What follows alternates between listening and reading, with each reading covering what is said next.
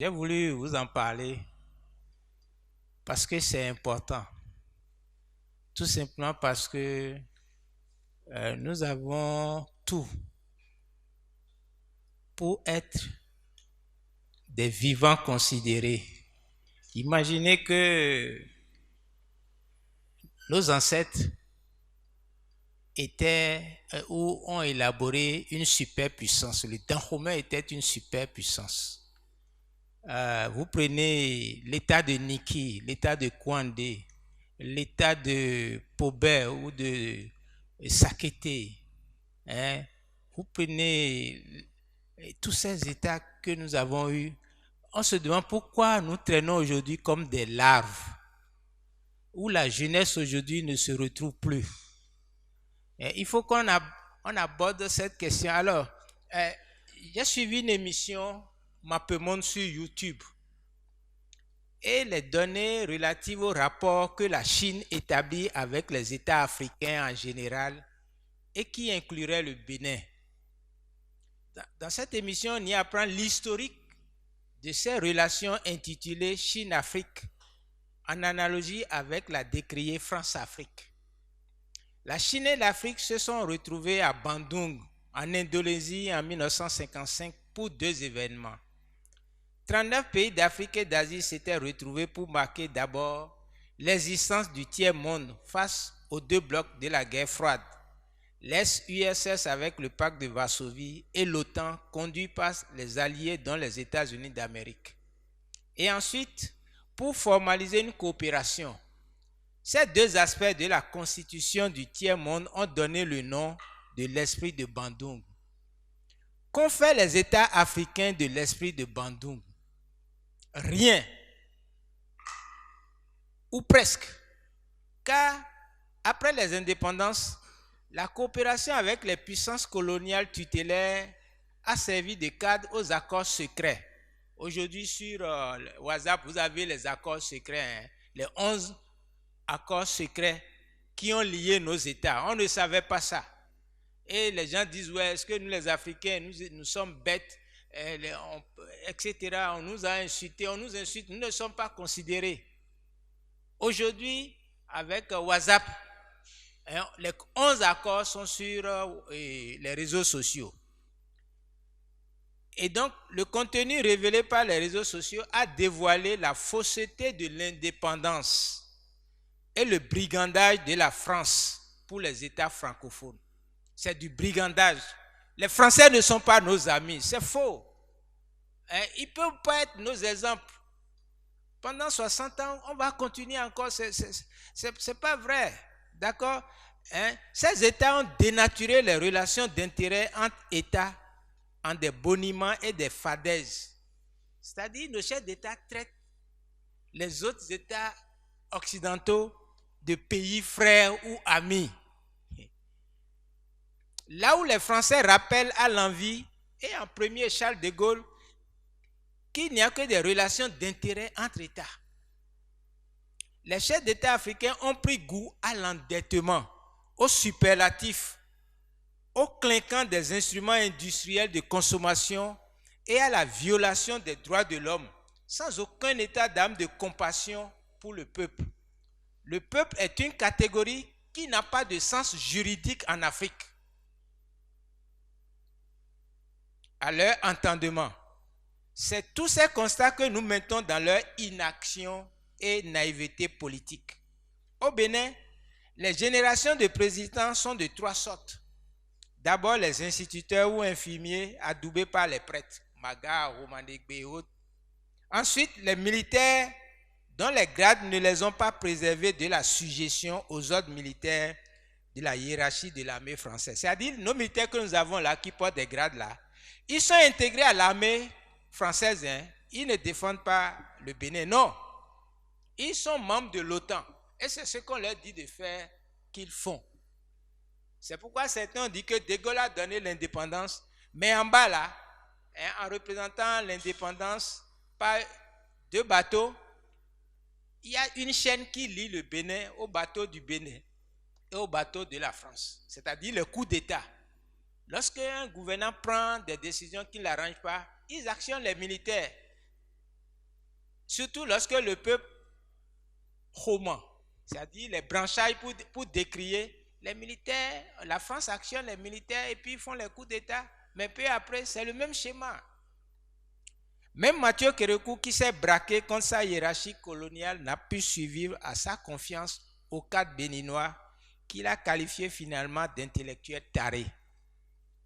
Puis, il y a eu la série des intellectuels, dont un docteur, on a Zissou, on a Yahi Boni, ils ont tous déçu la jeunesse béninoise. Mais, dans le même temps, qu'ont fait les autres partenaires asiatiques? Je ne sais pas si c'est... Il y a une causalité, ce n'est pas un hasard que son Excellence est là aujourd'hui, parce qu'il a représenté le Bénin en Chine. La stratégie du réveil de la Chine. La Chine, par exemple, qui était en situation plus indélicate que les États africains en 60, a fait sa révolution culturelle sous Mao Zedong et commencé de construire une base économique coiffée par une superstructure puisée dans sa révolution culturelle. En 2014, la Chine, devenue pays industrialisé, a élaboré la politique des nouvelles routes de la soie et s'est défini un agenda politique en 2017. Disposer de bases militaires en Afrique et de terres d'exploitation. Par exemple, à Djibouti, la Chine a construit une base militaire. Vous savez comment? Parce que la Chine a endetté, c'est-à-dire la Chine vous prête de l'argent. Même si vous ne pouvez pas payer, vous êtes insolvable, la Chine vous prête de l'argent. Jusqu'à Djibouti arrivé à plus de 100%. Alors la Chine lui a dit, bon, donne-nous, peut-être on va mettre une base là. Donc aujourd'hui à Djibouti, il y a les bases militaires françaises, il y a les bases militaires américaines et italiennes, et la Chine maintenant a une base militaire aujourd'hui. Donc il y a une stratégie de s'accaparer les terres d'Afrique, pas le surendettement. D'accord? Bien sûr, Houphouët a dit en tant qu'un pays peut s'endetter, on ne peut pas mettre un pays en prison. C'est ce que Houphouët avait dit. Mais aujourd'hui, avec la Chine, là, ce n'est pas ça. D'accord? Et au Bénin, il est dit que la Chine a déjà 100 000 hectares de terre. Au Bénin ici, 100 000 hectares de terre. Bon, je vais vous parler des actions de la Chine. La Chine est devenue le bailleur de fonds des États africains en but aux conditions léonines des banques occidentales. Même la France, qui détenait le trésor des francophones, a vendu les économies africaines à la Banque mondiale contre le profit de nommer le président du Fonds monétaire international. Ça s'est passé dans les années 80-90. Donc le président du Fonds monétaire international doit toujours être un Français. C'est la négociation que les Français ont faite avec les Américains. Parce que de 60 à 80, les Américains ont élaboré une comptabilité publique de nos États. Et donc à partir de la détérioration des thèmes de l'échange en 80, la Banque mondiale s'est présentée pour acheter les dettes et imposer les politiques d'ajustement structurel. Donc si vous vous rappelez, c'est à ce moment que, en principe, c'est le trésor français qui passait l'argent aux pays africains. Mais en 80, Houphouët a demandé de l'argent, Giscard d'Estaing a refusé, alors que son trésor est détenu par le trésor français. Et Mitterrand vient pour dire, bon, pour avoir maintenant des prêts, il faut se soumettre aux politiques d'ajustement structurel de la Banque mondiale. C'est à ce moment que le deal s'est fait. Et donc, les Français ont vendu les économies africaines aux Américains. Vous voyez un peu, ça a été un deal. Et donc, le président du Fonds monétaire international sera toujours un Français. Et le président de la Banque mondiale, un Américain. Voilà comment ça s'est fait. La Chine prête à des taux d'accessibilité défiant toute idée de bénéfice. Même si tu es insolvable, la Chine te prête de l'argent. Mais ce qui est ingénieux, c'est que la Chine même n'a pas d'argent. La Chine nous envoie ses techniciens. Ouais, ce sont eux qui construisent les routes. Vous voyez. Donc l'argent qu'ils nous donnent là, c'est en quoi? Ce n'est pas de l'argent qui vient ici, non. C'est une écriture bancaire. Et donc, cela fait que la Chine est devenue un pays riche. Je ne sais pas si vous saisissez un peu le subterfuge, la ruse de la raison. Vous voyez? Et c'est pourquoi le professeur Akpovo dit que la biologie, c'est la ruse de la raison. Il faut que nous utilisions aujourd'hui la ruse de la raison du fa, du vaudou et du beau pour contrecarrer la ruse du kung fu. Parce que si vous faites attention là, quand les Chinois pratiquent le kung fu là, fu, c'est le 16e dougan de Ofa.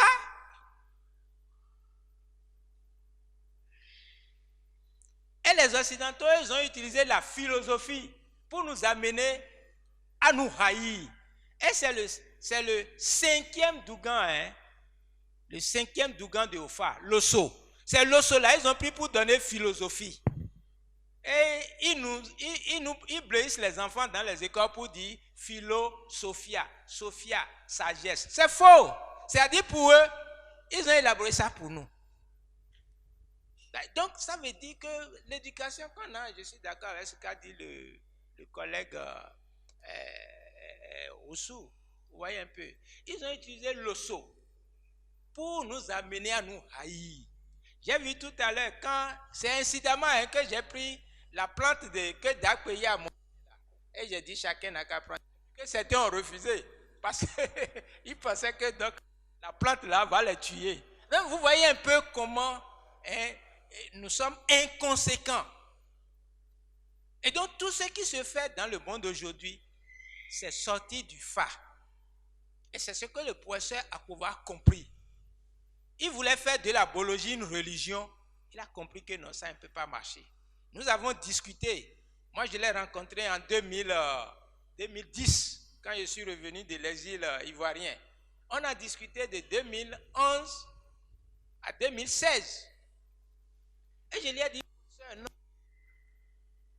Vaudou ne peut pas être une religion. Parce que c'est un cours qu'on lui avait donné. Vaudou a existé plus de 130 000 ans avant qu'il y a 2000 ans. Cette histoire de religion créée par Auguste ou bien Constantin, développée Rome, c'est venu. Ouais. Donc, c'est l'osso. Quand on dit philosophie, là, allez faire vos recherches. Hein. Si vous restez là à nonner les Descartes et autres, là, Descartes, ses parents sont des astrologues. Vous savez qu'avec les cartes, on fait l'astrologie. C'est pourquoi il s'appelle Descartes. On dit il est cartésien. Quel cartésien? C'est la raison. Et c'est pourquoi on dit que ces pays-là nous désunissent pour qu'on ne retrouve jamais le nœud gordien. Ouais. Donc la Chine est venue maintenant avec le kung fu. Le fou. Le fou, c'est la transcendance. Et quand les Chinois viennent, ils vous regardent. Ils vous jaugent. Parce qu'ils utilisent en fait la technique de Rebioso là. Ils vont en zigzag. Quand vous regardez le kung fu là, ils vont en zigzag. Donc ils te pèsent pour voir qu'est-ce que tu pèses, qu'est-ce que tu as en toi. Et ils ont vu que les Africains aiment le clinquant, l'argent. Et ils ne nous... Est-ce que vous avez jamais vu le yen ici? Non. Voyez un peu. Donc la Chine prête à des taux d'accessibilité défiant toute idée de bénéfice. La Chine va mettre son expertise technique au service des grands travaux publics. Et ce faisant va favoriser l'endettement à outrance des États africains. C'est ça, les routes de la soie là, c'est ça. Vous endettez à outrance. Et lorsque vous arrivez à 100%, la Chine va vous prêter encore de l'argent. À partir de ce moment, ça commence le diktat, ce qu'on appelle le diktat en allemand. La Chine vous dicte ses conditions. Et c'est ce qui s'est fait à Djibouti.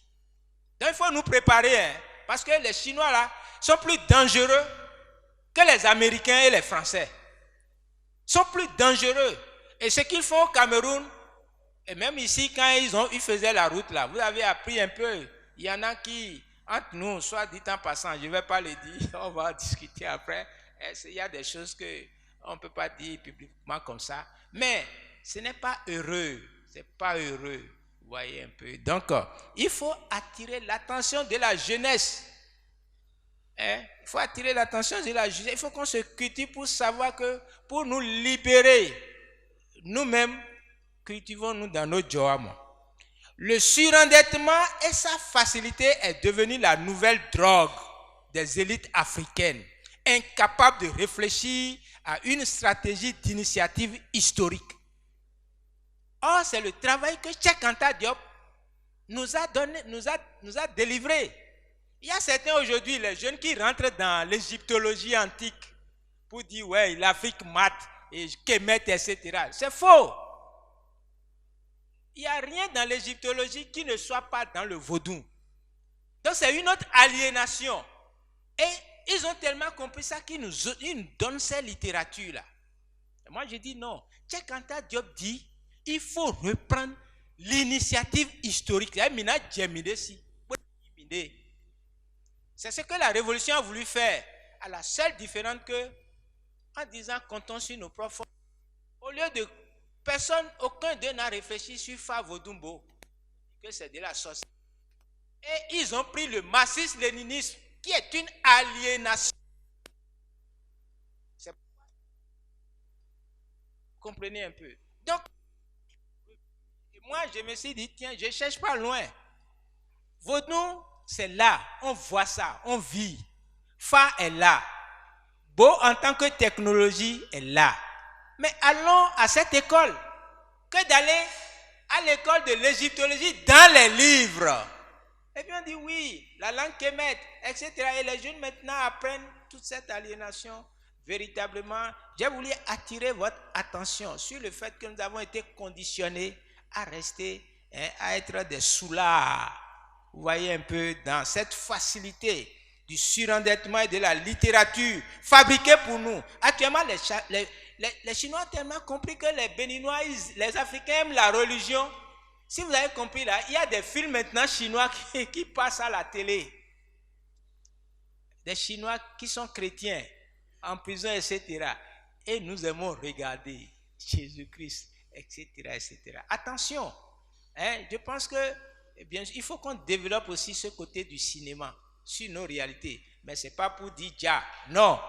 C'est pour aller concrètement à la réalité des choses. Donc, c'est d'une désaliénation qu'il s'agit. Et je dis que, mais la Chine, sous son air de somnambule, regardez même leur président, quand on le voit là, on dirait qu'il dort. Ils sont comme des somnambules, et ils sont dans Bibo, ils sont dans l'esprit. Garde ouvert, la Chine, sous son air de somnambule, garde ouvert un œil de requin. Lorsqu'un État devient insolvable, il y a les clauses de facilitation ou clauses de sûreté du troc. Le pays insolvable paye sa dette et ses intérêts par l'exploitation des matières premières, la traite des terres ou la construction de bases militaires. C'est ça, c'est-à-dire que l'avenir là, c'est ça. Notre avenir là, c'est que les Chinois s'installent sur nos terres. Actuellement, ils produisent du riz. Chez nous, ils exportent ça en Chine. Et ça va revenir encore plus cher. Vous saisissez maintenant. Au Cameroun, ils ne font rien d'autre. Et ils installent des camps. Au Cameroun, c'est déjà des camps militaires. Et ils tuent sans que l'État ne dise rien. Parce que l'élite veut l'argent. Quand on lui donne l'argent, fini. Vous pouvez faire tout ce que vous voulez. L'armée est là pour mater ceux qui vont faire chose. Ouais. Donc, c'est ça notre avenir. Exemple de la montée en puissance économique de la Chine en Afrique. De 1995 à 2017, les relations entre l'Afrique et la Chine ont changé. L'encours de la manne financière déversée par la Chine est passé de 3 milliards de dollars en 1995 à 143 milliards de dollars en 2017. La tenaille d'emprise sur l'Afrique entre dans l'objectif chinois de créer un nouvel ordre mondial et refondre le système mondial de la gouvernance. Allez sur YouTube. Moi, je travaille ça, je prends des notes. Et c'est en prenant des notes que je dis non, je vais partager ça avec vous pour que vous sentiez que, en fait, nous sommes en danger.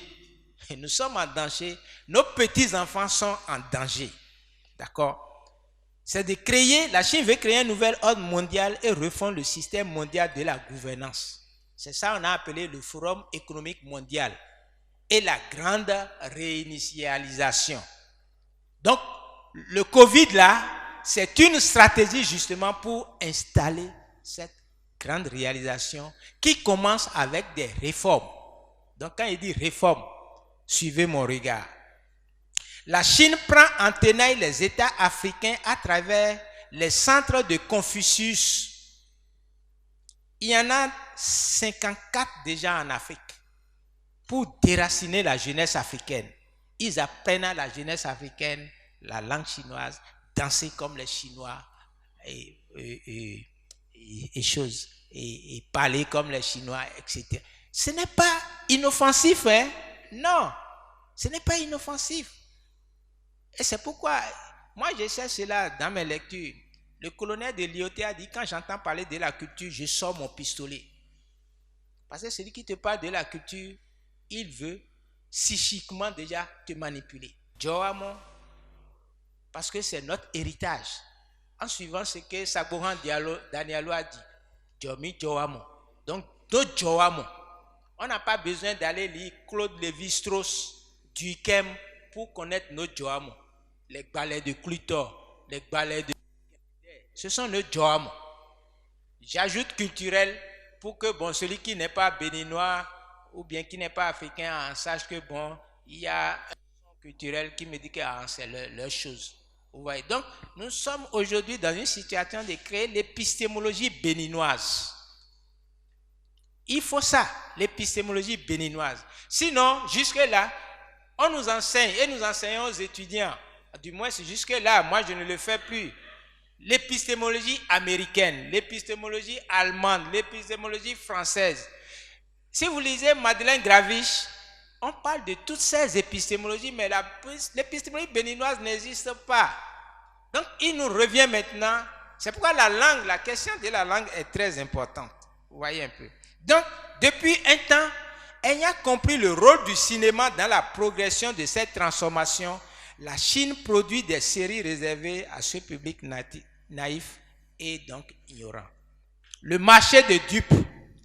L'affirmation dans les discours politiques d'une coopération gagnant-gagnant est une poudre jetée aux yeux du public. C'est l'analogie avec la naïveté africaine française des pays amis. Il faut plutôt traduire le leurre, l'illusion des élites africaines par l'Afrique perdante, la Chine gagnante, la France gagnante, les Américains gagnants, les Scandinaves gagnants. C'est ce que ça veut dire. Sinon, s'ils font un discours, ils vous disent gagnant-gagnant, c'est faux. Dans la même veine, la jeunesse française marque ses ambitions et investissements à travers, ils ont créé maintenant la recherche aéronautique civile, CORAC, soutenue par l'État. Mais chez nous ici, la recherche, enfin, quel type de recherche soutenue par notre État? En conclusion, loin de désespérer, nous avons entamé la reconstruction intellectuelle du Bénin tout au moins. Donc, cette conférence est définie comme la reconstruction intellectuelle du Bénin par la clarification de l'idéologie d'État qu'est le vaudou. Le vaudou n'est pas une religion, c'est une idéologie d'État. C'est l'idéologie de l'État du Dahomey. Il faut comprendre ça. Mais si vous allez en Haïti, c'est une religion pour eux. Parce que lorsque les captifs arrivent en Haïti et dans les Caraïbes, le roi de France a pris une charte qu'on appelle le Code noir qui impose de leur faire le catéchisme. Donc, ils ont fait le catéchisme. Mais vous savez qu'ils ont traversé l'océan tout nu, hein? Tout nu. On dit Djogwe, beaucoup de pays. Mais quand arrivé en Haïti, ils ont vu la forêt. Vous savez, la forêt, pour les captifs, c'est l'université du savoir. C'est pas un autre. Et ils zoomaient. C'est pas la forêt. Hein. Certains disent aller dans la forêt. Non. Zoomer là, c'est l'université. C'est l'université, même jusqu'aujourd'hui. Moi, j'ai pris mon phare. Pour prendre ton phare, tu vas à l'université. Vous comprenez? Les Hunkpame là, ce sont des collèges en termes d'équivalence. C'était des centres de formation technique, hein? Et c'est ce que les Vodousis fabriquent dans les Hunkpame là, qu'on vend les jours de marché. Donc, c'est un système bien régulé. Et les structures sont là. Les structures mentales comme Fa Vodumbo sont là. Les structures institutionnelles comme les Hunkpame et les Vodounkpame sont là. Maintenant, les architectes même encore sont là, comme Dakpei, ils sont là. Les Bokono, ils sont là. Demain, vous allez les voir, ils vont manifester, ils vont magnifier cette super structure du vaudou. Donc, tous ceux sont là. C'est pourquoi moi je dis, mais moi en tant qu'universitaire, qu'est-ce que je peux faire avec ces trois réalités qui sont demeurées vivantes jusqu'en 1992? Et mieux aujourd'hui, ils sont là. Qu'est-ce qu'on peut en faire? On peut les utiliser comme des piliers de développement. Fa est un pilier. Vaudou est un pilier central. Bo est un pilier à gauche. Ce sont les trois piliers. Maintenant, les axes et autres là, il nous revient maintenant de les définir en utilisant le mental, en utilisant comme Diakovo, la ruse de la raison. Et c'est la raison du Fa. Ne cherchez pas ailleurs. Hein. Non, il ne s'agit pas d'aller prendre encore philosophie. Non. Et avec ça, on échappe à tout ça. Mais il s'agit de travailler. Il s'agit de... Parce qu'on peut créer, hein. Moi je dis, on peut, nous-mêmes, notre jeunesse peut inventer des avions. Notre jeunesse peut construire des voitures. Notre jeunesse peut fabriquer des vélos. Notre jeunesse peut construire beaucoup de ce qu'on appelle des créatifs. Mais il faut un cadre structurant. Ouais, depuis 3 ans que moi je le fais. Mais qu'est-ce que j'ai comme moyen? J'ai moyen comme appui institutionnel depuis que je fais le 10 janvier et après. Donc, j'ai compris en ce bilan-ci que je participe à la reconstruction intellectuelle du Bénin. Je fais avec ce qu'on a cru avoir jeté. Ce que moi j'appelle le refoulé. On nous a amené, les églises nous ont amenés à refouler Fa Vodumbo. Mais aujourd'hui, le refoulé est revenu. Et donc, c'est le refoulé que nous allons utiliser. Il n'y a pas ailleurs, non. Quelqu'un a dit qu'aucun État ne laisse ses cadres émérites aller dans un autre État. Les Blancs qui viennent travailler ici, là, ce sont les déchets de l'Occident. Tous les Blancs que vous voyez sont les déchets. Les Chinois sont les déchets. Et ils rient de nous parce qu'ils envoient leurs déchets. Et c'est leurs déchets qui commandent nous, notre élite. Ouais, Koutouboué. Oh non, c'est pas sérieux. Hein? Non. Donc ce discours-là, il faut le dire. Il faut le dire pour que ça rentre dans nos consciences. Au moins, chacun n'a qu'à se lever. Chacun n'a qu'à se lever. Moi, on m'a dit, Maître Bobos m'a dit, Asogwa, pour ce travail-là, va prendre ton phare. Ah, j'ai eu peur, c'est normal, hein? Allez prendre mon phare. À quel âge? À 45 ans ou à 50 ans? Mais j'ai pris le courage. J'ai fait le premier pas. Et quand tu fais le premier pas, comme a dit Goyon là, tu reçois les enseignements à travers les rêves. Les ancêtres viennent te parler. Les vaudous là, il n'y a rien d'extraordinaire. Hein? C'est le paysage, hein? Les arbres là. Ce sont des entités. Et puis c'est la physique des kantas. Nous avons le vaudou dans l'ADN. Vous comprenez un peu? Donc, il faut aller à la reconquête de cela. Les rêves, et c'est pourquoi j'ai fait une thèse d'état sur les rêves que j'ai soutenue en 2019. Je veux rétablir en sociologie, en anthropologie, les rêves comme méthode de recherche de données. Vous comprenez un peu? Et donc, il y a des gens qui sont morts il y a des années qui reviennent qui souhaiteraient vivre aujourd'hui, qui viennent. Vous croyez que Béhanzin est allé quelque part? Il revient à travers des audaces de certains. Vous comprenez un peu? Donc, les rêves, il suffit seulement de s'ouvrir. Un seul mot, dis j'accepte. Ta peur s'évanouit.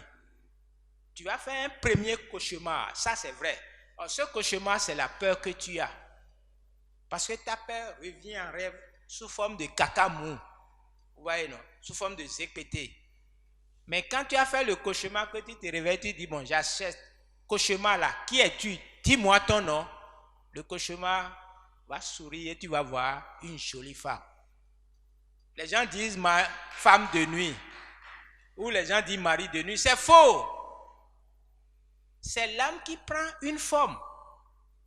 Pour les femmes, la conscience prend la forme d'un homme pour venir lui parler. Pour un homme, la conscience prend la forme d'une femme. Mamie, on dit Mamie Ata parce qu'elle vient de l'eau. Il y a aussi Mamie Ata dans la brousse, la chasseresse. Lorsque les femmes ont les menstrues là, elles deviennent chasseresses, elles deviennent des louves. C'est leur réalité. Elles n'osent pas nous dire ça. Elles deviennent des puissances. Ce n'est pas dans des puissances dangereuses, non. Elles deviennent des puissances. Mais c'est un niveau de savoir qu'il faut pouvoir accepter pour continuer de vivre. Vous voyez, donc, c'est ce que je fais. J'essaie de clarifier. Il y a un collègue qui m'a dit, mais toi, tout ce que tu dis, on ne comprend pas. Mais il n'a pas lu mes livres. Il n'a pas lu mes articles. Vous comprenez un peu. Les gens ne cherchent pas à lire, mais ils veulent me comprendre. Donc, je suis en train de reconstruire avec des jeunes comme la présidente Emma, avec Go, mon ami Goï, d'accord, avec tous ceux qui travaillent avec moi. Cette année-ci, je n'ai pas pu rencontrer les étudiants de cette année-ci. C'est une tautologie. C'est pourquoi ce sont eux qui ont travaillé avec moi. Donc il faut les féliciter, applaudissez pour eux. Le doyen Da Silva me disait que l'année dernière, il y avait plus de monde, certes. Mais cette année-ci, c'est particulier. D'accord? Il faut accepter ça. Donc, le vaudou, c'est une idéologie d'État. C'est une idéologie économique. Et c'est ce que mon docteur Sougan a développé. Le vaudou a un aspect économique, politique, dans tous les domaines. D'accord? Et même pour les chômeurs, là, si vous vous adressez au vaudou, vous allez découvrir votre destinée. Il y a des gens qui vendent goro. Regardez dans les feux, là. Il y a des gens qui vendent goro. Il y en a qui vendent cul-dent. Et puis vous avez licence et vous attendez que l'État vienne vous donner du boulot. Heureusement encore que cet État-là même ne vous regarde pas. Oh, ouais. Moi-même, actuellement, je suis en train de réfléchir à comment aller m'asseoir au bord de la route pour vendre goro ou bien quelque chose pour gagner de l'argent. Donc, voilà un peu ce que je fais. L'année prochaine, déjà, il faut le clarifier. Nous allons tenter de nous organiser parce que c'est de ça qu'il s'agit. Le 10 janvier après.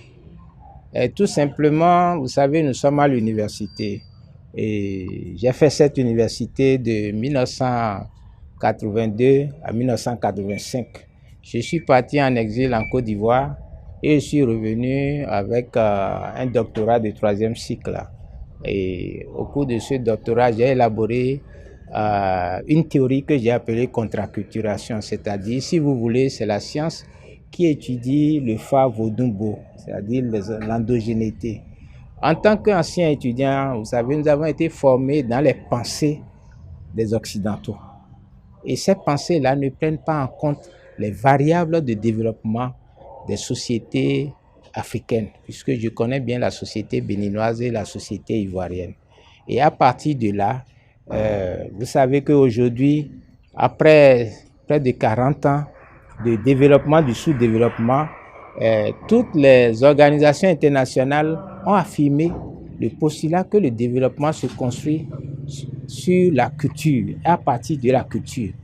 Et en conséquence, personne ne commence à le faire, sauf il y a eu des initiatives qui m'ont amené à chercher, moi maintenant, à partir de ce postulat-là. Et donc, il y a la biologie, science des Wendomenou, de l'endogénéité, science de la bodicée inventée par le professeur Akobo. Et puis ensuite, il y a ma théorie de la contraculturation.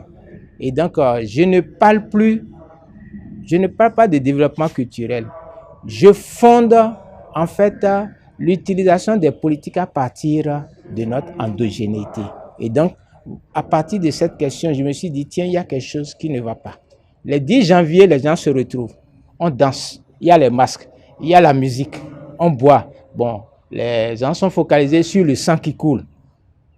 Mais personne ne va au-delà. Il y a un aspect politique, il y a un aspect économique, il y a aussi les aspects socio-culturels.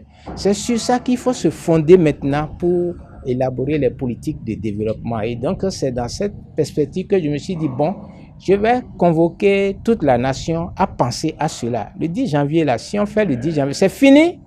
Ou bien, on peut faire autre chose. On peut partir des résultats pour transformer le pays en fait un pays de développement. Donc, c'est à partir de ce questionnement que j'ai initié cette conférence à panel. À panel parce que je suis sociologue. Vous voyez, celui qui intervient maintenant, c'est un spécialiste des sciences de l'éducation. Et donc, je convie tous mes collègues à venir partager leurs pensées sur l'utilisation du vaudou, de Fa et de Bo pour développer le pays, sortir